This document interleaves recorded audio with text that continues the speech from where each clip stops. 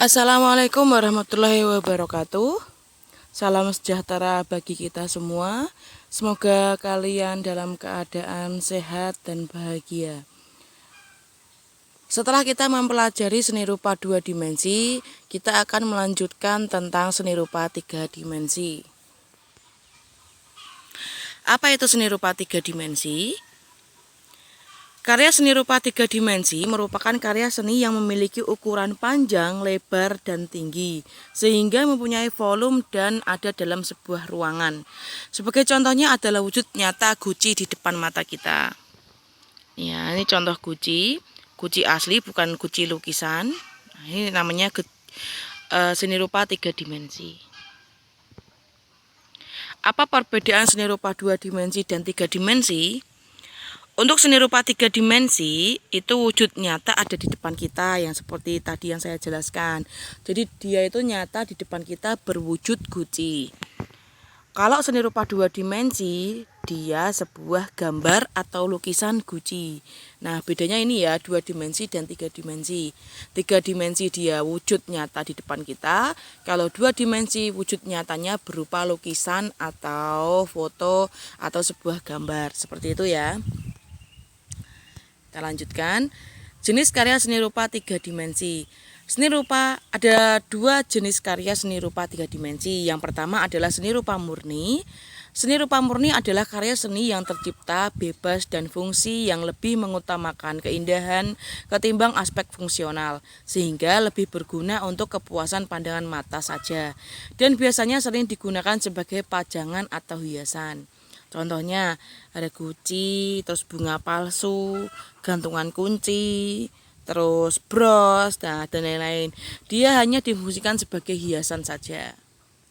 Yang kedua, sedangkan seni rupa terapan merupakan karya seni yang tidak hanya sebagai pajangan rumah, tapi juga berfungsi membantu kehidupan manusia. Jadi seni rupa terapan lebih mengutamakan kegunaan dibandingkan keindahannya karya.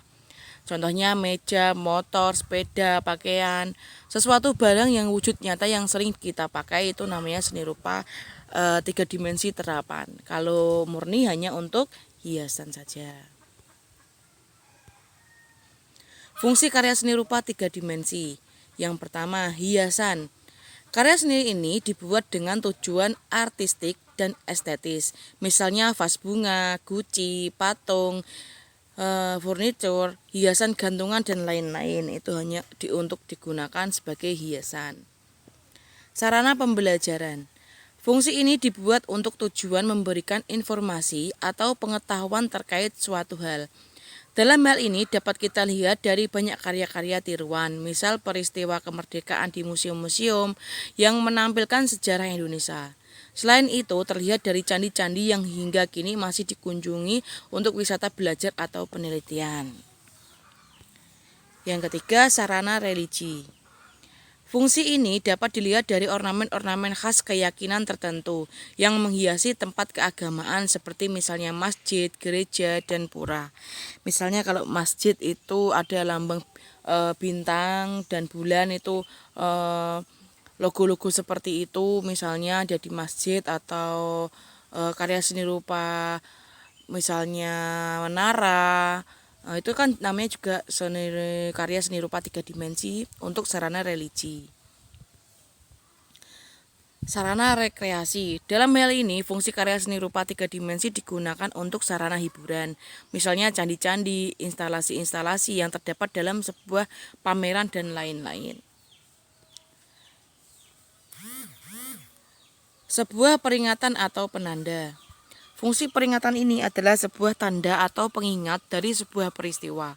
Fungsi ini sering ditemukan berupa tugu atau prasasti, contohnya adalah monumen. Kita lanjutkan. Teknik-teknik seni rupa 3 dimensi. Teknik aplikasi merupakan sebuah karya hias yang digunakan dalam seni menjahit dengan cara menempelkan bermacam-macam kain yang sudah digunting yang seperti bunga, bintang, boneka, dan bentuk lainnya di sebuah kain sebagai hiasan untuk mempercantik. Menempel-nempel hiasan pada kain gitu ya.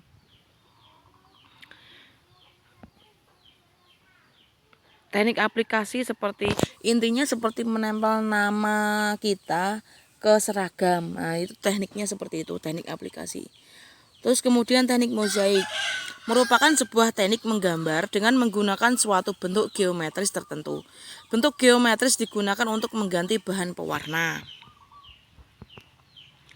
Teknik merakit merupakan sebuah karya seni dengan cara menyambungkan beberapa potongan bahan-bahan. Cara ini bisa disebut dengan merakit, rakitan adalah hasil karyanya.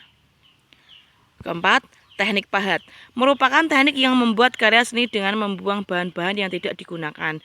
Biasa dibuat menggunakan alat martil, pahat, kikir, dan sebagainya. Teknik pahat ya, memahat patung, memahat kayu. Teknik cor atau menuang merupakan karya seni yang dilakukan dengan cara menuang bahan cair ke sebuah alat cetakan. Bahan cair yang biasa digunakan terbuat dari semen, karet, logam, dan sebagainya. Gipsum juga itu teknik cor. Kita lanjutkan. Tema dalam karya seni rupa 3 dimensi. Tema dibagi ada 6. Manusia dan yang pertama, manusia dan dirinya sendiri. Artinya dirinya sendiri dapat dijadikan objek cipta karya seni rupa 3 dimensi. Contohnya kita membuat patung diri kita sendiri. Nah, itu namanya temanya manusia dengan dirinya sendiri menciptakan karya. Dirinya lah yang menjadi objek tiruannya atau objek inspirasinya. Hubungan manusia dengan manusia lain. Yang kedua, artinya dalam membuat karya seni 3 dimensi, orang-orang sekitar kita dapat kita dijadikan tema. Misalkan sanak saudara kita atau sahabat kita. Contohnya membuat patung sahabat, membuat patung sanak saudara, membuat patung para pahlawan. Itu tema manusia dengan manusia lain. Manusia lain sebagai inspirasi pembuatan karya 3 dimensi. Yang ketiga, hubungan manusia dengan alam sekitarnya. Artinya, alam sekitar kita dapat kita jadikan tema dalam pembuatan karya seni rupa 3 dimensi. Contohnya membuat kolam dengan diberi karya seni rupa 3 dimensi berupa air terjun di tepi kolam. Kita menirukan yang ada di alam, ada air terjun, kita lihat sebagai inspirasi pembuatan taman. Kita buat taman yang ada air terjunnya secara kecil. Itu yang dinamakan alam sekitarnya. Alam sekitar kita menjadi inspirasi kita dalam pembuatan karya seni rupa 3 dimensi. Keempat, hubungan manusia dengan alam benda. Artinya, alam benda juga dapat kita jadikan tema dalam karya seni rupa 3 dimensi.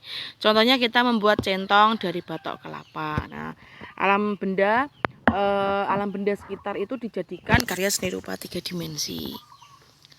Hubungan manusia dengan alam hayalan. Artinya, alam hayalan dapat kita jadikan tema karya seni rupa 3 dimensi. Contohnya, kita membuat patung Buddha Maitreya. Buddha Maitreya adalah Buddha yang belum lahir. Bagaimana mungkin kita buat patungnya? Makanya, membuat patung Buddha Maitreya termasuk dalam hubungan manusia dengan alam hayalan manusia. Jadi alam khayalan kita yang kita imajinasikan di dalam pikiran kita tuangkan ke dalam karya seni rupa 3 dimensi. Tema dalam karya seni rupa 3 dimensi yang keenam, ini belum saya masukkan ke dalam PowerPoint. Yang keenam adalah manusia dengan kegiatannya.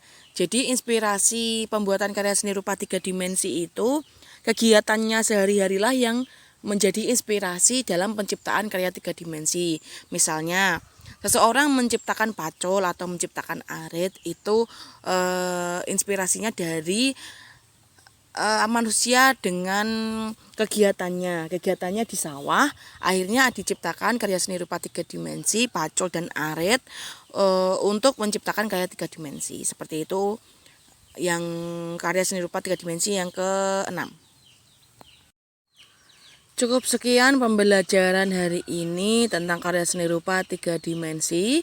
Semoga kalian memahami, kemudian lanjut ke ulangan harian seni rupa 2 dimensi dan seni rupa 3 dimensi.